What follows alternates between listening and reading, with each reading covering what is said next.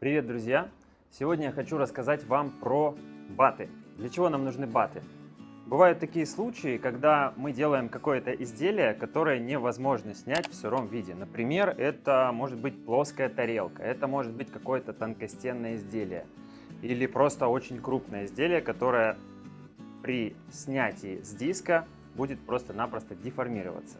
Для этого придумали баты. Мы берем бат, закрепляем его на диске и используем поверхность бата как рабочую поверхность.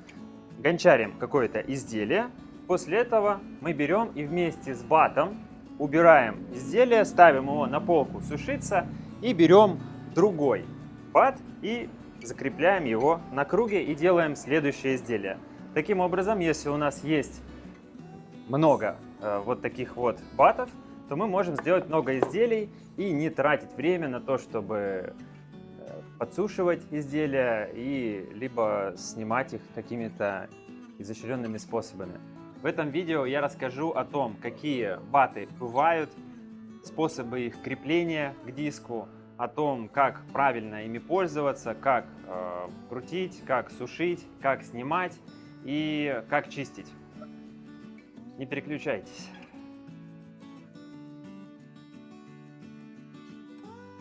Из каких материалов бывают баты? Баты бывают деревянные, пластиковые, гипсовые и даже металлические. Если вы посмотрите на мой гончарный круг, у него здесь есть съемный диск. Эта функция предусмотрена в гончарных кругах iMold, и в принципе вы можете купить у них такие диски в том количестве, которое вам необходимо, и пользоваться ими. Здесь магнитная фиксация, и они держатся очень хорошо. Единственный недостаток этой системы в том, что они достаточно дорогие. То есть вот этот диск стоит больше 700 рублей один. Соответственно, если вам нужно сделать набор батов из 30 штук, умножайте и узнаете сумму, которую вам нужно потратить на это. У меня, к сожалению, только один диск, поэтому я пользуюсь батами деревянными. Много вопросов поступило по поводу того, какую фанеру выбрать, какой толщины, нужно ли делать пропитку и так далее. Я тоже постараюсь на эти вопросы сейчас ответить.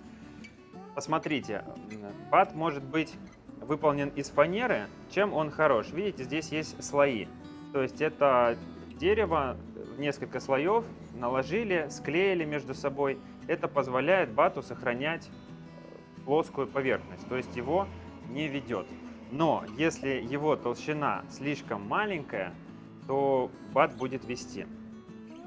Я рекомендую использовать толщину бата не меньше сантиметра.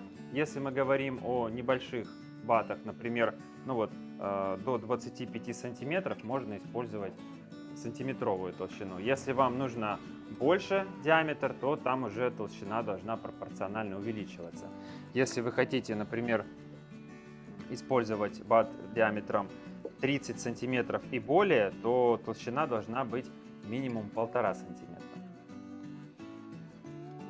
Насчет пропитки я скажу так, что я не пропитываю свои диски, и их у меня не ведет, и я не вижу большого смысла в том, чтобы их пропитывать. Поэтому все, что мы делаем, это выпиливаем их, потом шлифуем край здесь и начинаем работать. Хотя, по сути дела, вот этот диск, например, он здесь и не шлифованный. И мне это особо не мешает, потому что я работаю вот с этой поверхностью, а не с этой. Гипсовые баты тоже хорошие, но у них есть, на мой взгляд, большой недостаток в том, что если мы используем какие-то инструменты металлические или какие-то острые инструменты, они могут со временем стирать эти поверхность бата, и гипс может попадать в глину, а это очень вредоносная добавка, которую я бы не советовал использовать. Как же закрепить бат на поверхности диска? У нас есть много различных вариантов, и начну я с самого простого. Это автомобильная тряпочка. Автомобильная тряпочка – это суперсекретная разработка, специально сделанная для гончаров, но она, как сказать, скрыта под названием автомобильная салфетка или искусственная замша.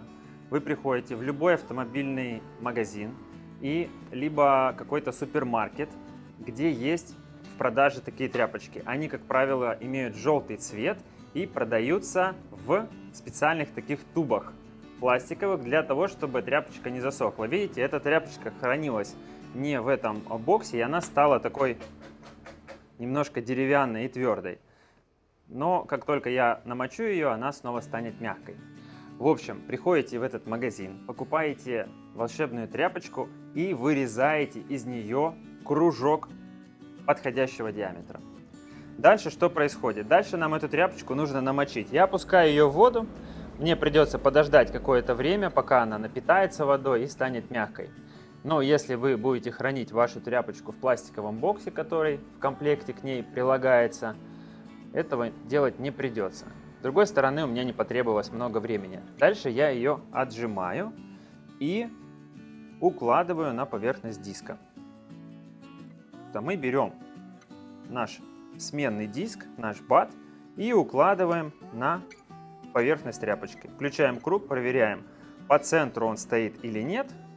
И можно немножко постучать для того, чтобы убедиться, что он у нас закреплен. Что важно учитывать, когда мы с вами используем тряпочку как способ крепления сменных дисков? Очень важно это понять, какой влажности должна быть тряпка. Предположим, тряпка будет слишком мокрая. Давайте проведем эксперимент. Я беру мокрую тряпку, слишком мокрую, видите, и кладу ее на поверхность диска.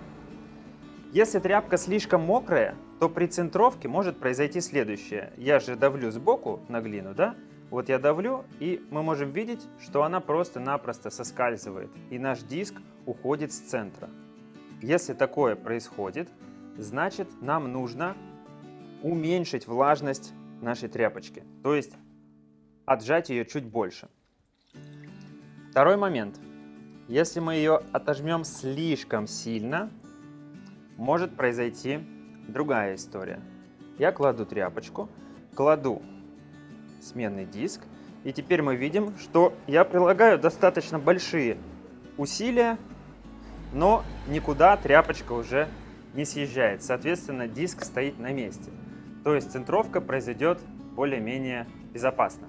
Но любое движение, которое будет направлено на подъем диска вверх, может привести к отрыванию этого диска. То есть в какой-то момент, например, мы тянем конус высокий наверх, или, может быть, начали тянуть стенку, да? У нас сила пытается поднять наш бат наверх. И, соответственно, здесь тряпочка держит очень плохо. Поэтому нам нужно найти такой баланс влажности нашей тряпочки, чтобы она и не соскальзывала, и в то же время хорошо держала диск на отрыв, на подъем наверх. Я ее мочу снова и отжимаю. Я не могу вам сказать, какая влажность тряпочки должна быть в процентах. Я просто вот опытным путем примерно представляю, что вот такая она у меня должна быть, и она будет работать. Все, укладываем диск. Будет хорошо, если вы возьмете еще и поверхность диска слегка увлажните. Это позволит лучшему сцеплению диска с тряпочкой. Вот мы, значит, укладываем диск. Дальше нам необходимо диск поставить по центру, потому что у нас нет здесь каких-то специальных креплений. Мне нужно диск поставить по центру. Как это делается? Я смотрю визуально, чтобы у меня диск стоял примерно по центру. Дальше я включаю круг и подставляю палец. Видно, что где-то палец у меня касается диска, и в этом месте я могу его отодвинуть чуть-чуть подальше и включить снова. Но очень важно понимать, что если мы делаем изделие небольшого диаметра, например, вот такого, да, или даже вот такого, не имеет значения, как установлен наш диск. Даже если мы его поставим вот так, да, то мы сможем вот на вот этой зоне гончарить, и все у нас будет хорошо. Поэтому не стоит заморачиваться с идеальной центровкой бата. Вот поставили его примерно, как он стоит, визуально проверили, все нормально, можно гончарить. Поверхность бата немножко отличается от поверхности диска, к которому вы привыкли. Поэтому придется потратить какое-то время для того, чтобы привыкнуть к этому. Чего здесь нет? У нас здесь нет круговых полосок, которые обозначают центр диска. Соответственно, первое время, может быть, будет сложно поставить комок глины именно по центру. Но, опять же, это все решается с практикой, и потом вы начнете определять центр гораздо проще и легче, и это не будет затрачивать какого-то большого ресурса от вас. Второй момент. Диск шершавый. Даже если вы его отшлифуете, все равно он будет более шершавый, чем металлический диск. Здесь я могу вам дать один совет. Не давите руками на диск. Когда мы с вами делаем изделие, мы работаем с материалом, с глиной, а с диском мы не работаем. Диск нужен для того, чтобы вращать нашу заготовку по кругу. Соответственно, когда мы работаем, мы касаемся диска руками, но не давим на него. Та же самая проблема есть у начинающих гончаров при работе с шамотом, потому что шамот трется между диском и вашей рукой и стирает вот эти части. Чтобы этого не происходило, не давим на диск, и все будет хорошо. Итак, я устанавливаю комочек глины по центру и попробую его сейчас центровать. Посмотрим, как справится тряпочка с 2 килограммами глины примерно. Итак, погнали. Вот я начинаю работу.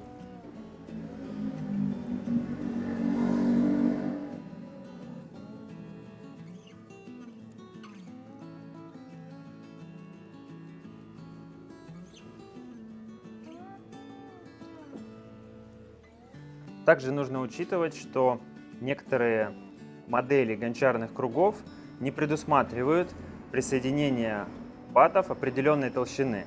Соответственно, если вы поставите достаточно широкий бат на свой диск, поверхность бата может быть выше, чем поверхность вот этого корыта.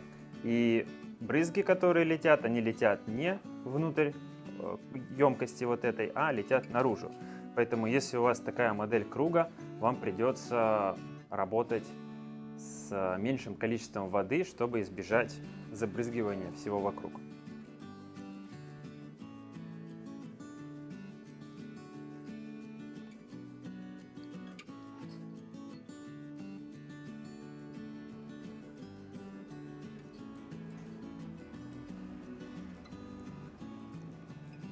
Так, глина отцентрована. Давайте попробуем что-нибудь из нее выкрутить.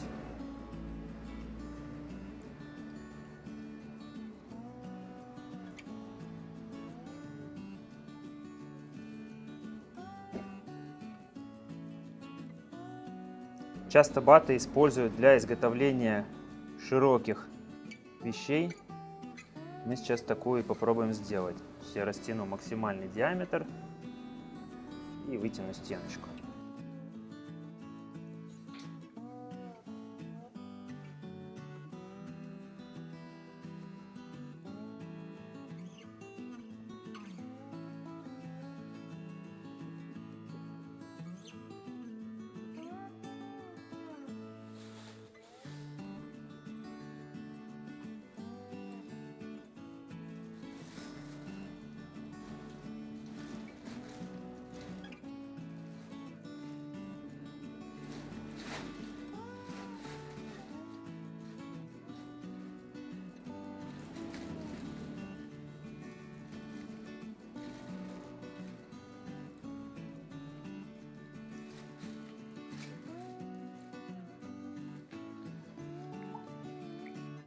Итак, изделие готово. Теперь нам нужно сделать 2 вещи. Снять это изделие, поставить на полку. И вторая вещь, нам нужно его срезать. Перед тем, как срезать, я обычно каким-то инструментом убираю юбочку, которая внизу у нас получилась. Вот здесь. Даш, можешь снять юбочку вот эту? Вот эту юбочку я убираю, потому что если я ее срежу, эта юбочка, она как присоска, прилепится обратно, и потом придется срезать еще раз.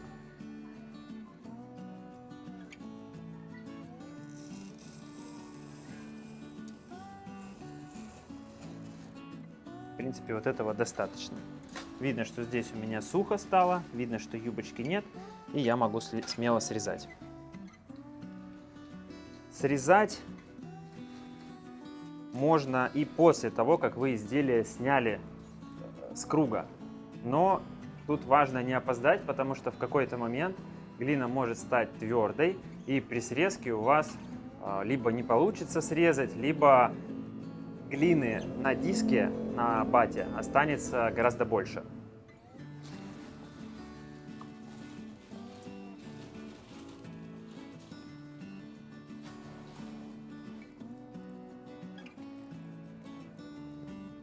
Вот я срезал и теперь снимаю.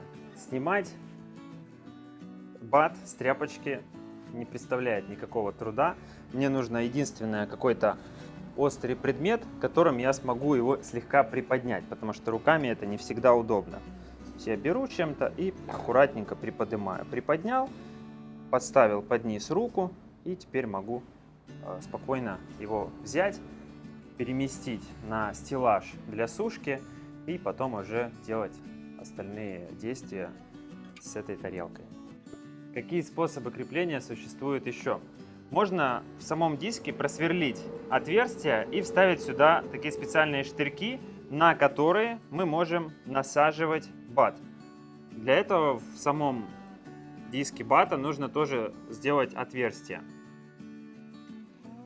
Это удобно, потому что диск достаточно хорошо и плотно крепится, можно крутить крупные вещи, и не нужно тратить время на то, чтобы поставить диск по центру. Из минусов я вижу, пожалуй, то, что эти штырьки, они либо там должны быть постоянно, и я постоянно буду работать на поверхности бата, либо мне нужно их периодически как-то выкручивать, закручивать, потом эти отверстия, они там остаются, если мы выкрутим штырьки, либо как-то менять этот диск. Это все очень сложно, но имеет место быть. Также есть бат-системы, которые можно сделать либо самому, либо купить. Бат-система заключается в том, что мы устанавливаем диск, можно его установить точно так же на штырьки, либо любым другим способом прикрепить. И вот здесь в середине вырезается либо круглая, либо квадратная вкладка. И эту вкладку мы достаем вместе с изделием, вставляем новую вкладку. Такие системы тоже существуют, ими можно пользоваться. Также мы можем прикрепить бат с помощью глины.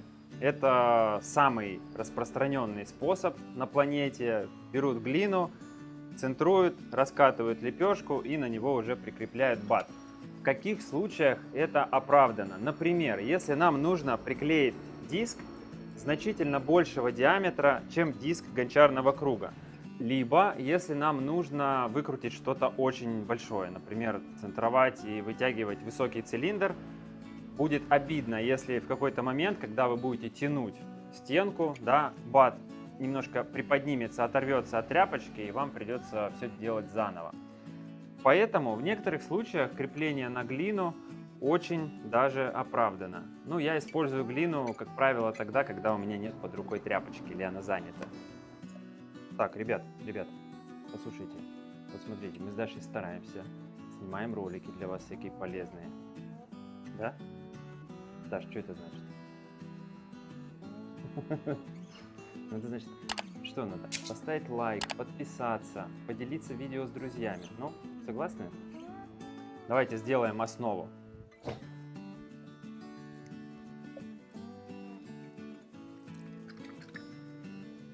Наша задача отцентровать глину и раскатать лепешку. То есть фактически это плоская тарелка без бортиков.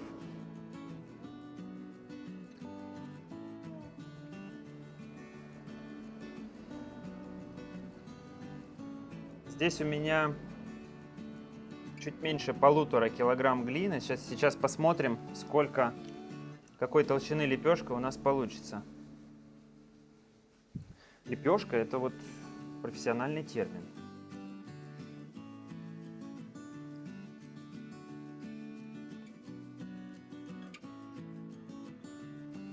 Диаметр диска у меня этого 26 сантиметров. И толщина получилась примерно вот такая.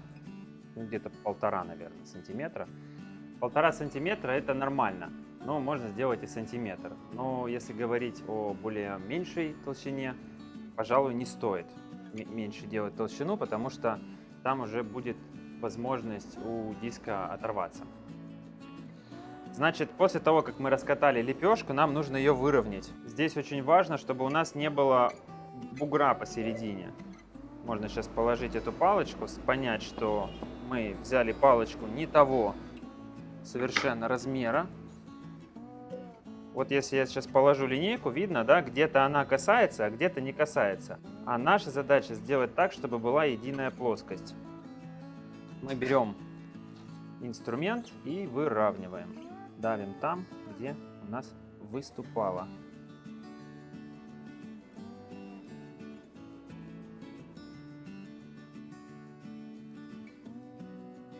Понятно, да? Если у нас здесь будет такой горб посередине, то бат будет качаться. А если будет сильно вогнута центральная часть, то прилегание будет неплотным и бат тоже может оторваться. Давай проверим еще раз. Ну, сейчас я думаю, что допустимое. По большей части он прилегает. Вот у меня же есть тарелочная цикле. Чё это я?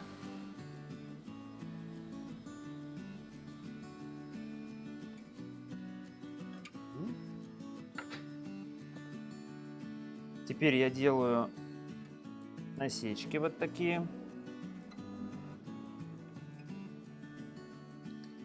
И будет хорошо, если мы сделаем такого еще типа линии под углом 120 градусов, как логотип Мерседеса. Все. После этого мы берем наш бат и смачиваем поверхность, которая будет соприкасаться с глиной. Здесь действует тот же самый закон. Если будет слишком много влаги здесь, то диск будет соскальзывать. Если будет слишком мало, то он может не плотно прикрепиться. Поэтому я так совсем чуть-чуть смачиваю. Этого достаточно. И прикрепляю. Ставлю его посередине.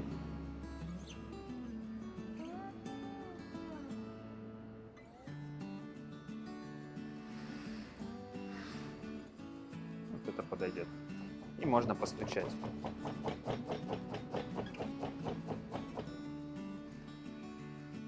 Когда мы снимаем бат, прикрепленный на глину, нам нужно учитывать, что сцепление между глиной и батом намного сильнее, нежели сцепление между батом и тряпочкой.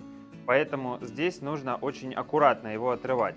В данном случае, так как диаметр бата больше диаметра круга, мне это делается легко. Я просто за один край начинаю приподнимать, и в какой-то момент он отрывается. Но здесь есть опасность, что это произойдет резко.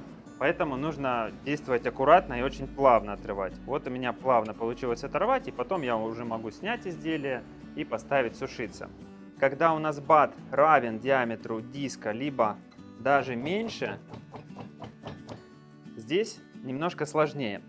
Здесь уже пальцем подлезть не совсем удобно, и мы будем использовать палочку.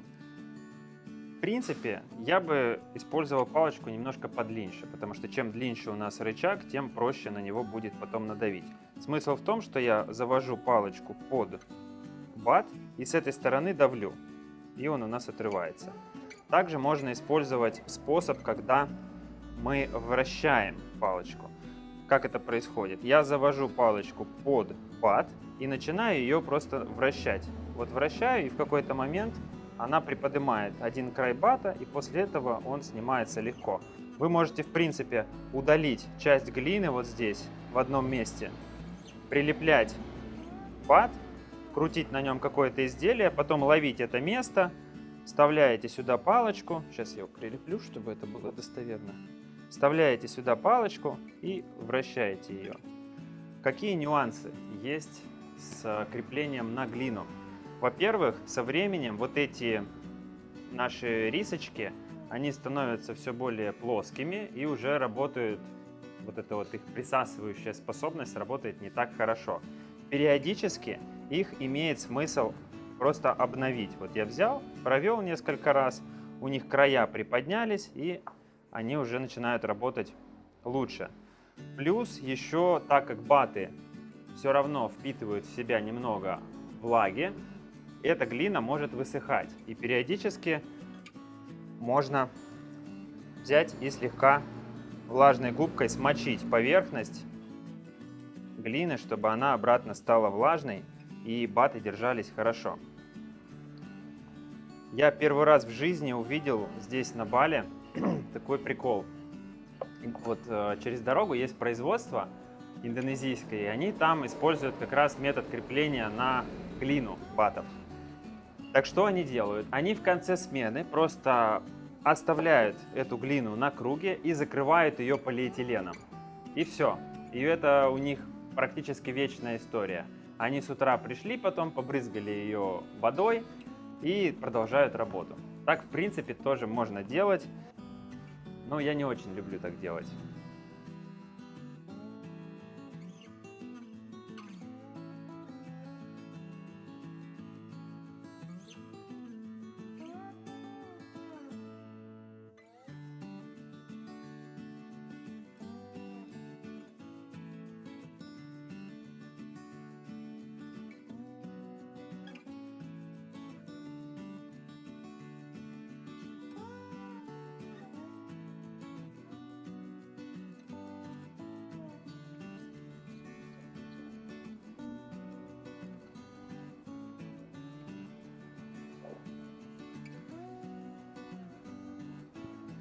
Ну вот, очень хорошо держится.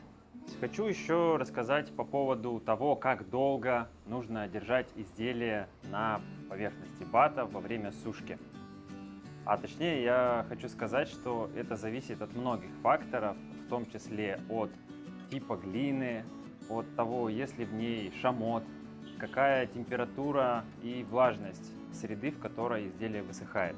Это все влияет на то, в какой момент нужно снимать изделие с бата. Но по сути дела, я дожидаюсь такого состояния глины, когда я могу ее как бы уже оторвать от диска и не деформировать. То есть, если я сейчас это попробую сделать, видно, что глина еще мягкая, да, может быть, через часов 5 она все еще будет мягкая. У меня где-то вот в этих условиях занимает сутки, даже может быть немножко больше. Где-то через сутки я уже могу снять изделие с диска. Иногда приходится повторно срезать, то есть особенно широкие изделия. Вот я его сейчас срезал, но скорее всего, когда мне захочется отделить его от диска, мне придется срезать повторно. Но в этом ничего страшного нет. Нужно единственное закладывать толщину дна. Если вы срезаете 2 раза, то скорее всего со дна уйдет чуть больше глины. Друзья, минутка истории. Вы знали, что Петр I мог голыми руками тарелку свернуть в трубочку серебряную? А? Вот слышали такое? Я тоже, как Петр I, сейчас голыми руками буду сворачивать тарелку. Смотрите.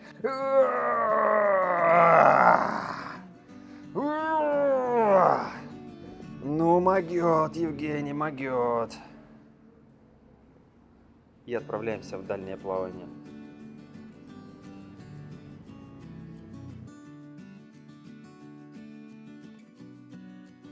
Также будет хорошо, если вы свои баты будете вовремя чистить. Вот смотрите, мы высушили изделие, переставили его, и у нас вот здесь остается такая площадка. Можно, в принципе, взять, оставить это как есть, глина высохнет, потом вы ее как-то чем-то срезаете и отправляете в переработку. Но я очень люблю счищать сразу. Вот я только изделие снял и сразу чищу баты. Для этого я использую шпатель. И это делается, в принципе, достаточно быстро и легко. Та глина, которая счищается, она, естественно, слишком твердая для лепки, гончарки. Поэтому я заворачиваю ее во влажные полотенца, оставляю на ночь, на следующий день переминаю и уже с этой глиной снова могу работать. Вот посмотрите, у меня здесь с 1 бата счистилось, ну, наверное, грамм 150, может быть, даже больше. Если это 10 батов, то 1,5 килограмма глины можно таким образом сэкономить. А точнее, сэкономить силы на ее переработку. Друзья, миссия нашего канала – нанести непоправимую пользу каждому человеку, который занимается керамикой или интересуется ей. Поэтому я вас попрошу, поставьте лайк этому видео, подпишитесь на канал и делитесь этим видео с друзьями. Всем пока!